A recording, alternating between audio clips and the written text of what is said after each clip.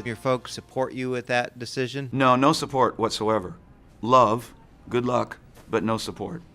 And no, ironically, they were in the community theaters, and they were in the chorus, and they were in the church, and they had all of this performance in them.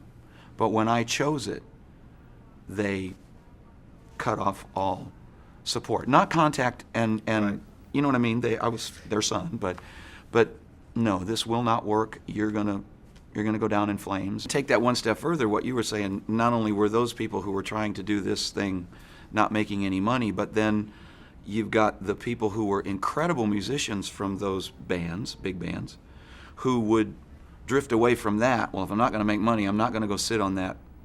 And it's not a bus like we've got with 12 bunks and satellite and internet, and they're sitting on these upright chairs rattling to the next show in those old round top buses. But when Coltrane and Bird and those people split away from that to do the jazz part and stay in the inner city, well, then then comes the heroin addict, the opium, and that traffic. So our parents saw nothing but that trail. Yeah. Where could it possibly go? Right. Or along comes Sinatra and Elvis and the solo artists who, like you say, the business starts to begin, Colonel Parker and whatever, and they see pills, decadence, women, just melting and flaunting themselves and so on and so forth. So no matter where you turned, it was Sodom and Gomorrah to them. That's what the business was equated with. So I don't say that their thing wasn't valid. It was just that's the way it was. Friends that I'd played with on different projects gravitated to L.A. Chicago's a very hard town to break out of, because you got to be a blues artist or a hard rock artist in Chicago at that time to get work. I loved R&B and blue-eyed soul and horn bands and vocal bands and stuff like that, and that was just all too kind of limp for Chicago. Had to be hardcore blues or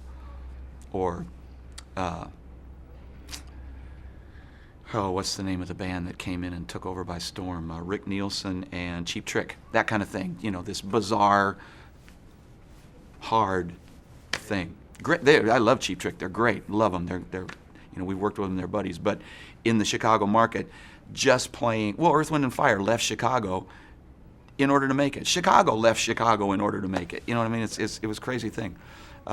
Friends said, "Come to L.A." Went to L.A. to play with this thing that was supposed to last for 7 months. It lasted for 7 days, and I've got child on the way, and I'm there. Might as well stay and try to make it work, because we've kind of, it's just one of those classic stories of chasing it, going to LA to chase it. Didn't have any work for ages, and answered a card to go audition for Jim Messina, who had auditioned something like 60 bass players, great players, and this is where the luck comes in. If the door opens, you got to be ready for it. But the fact that door opened is just sheer luck and fate and whatever.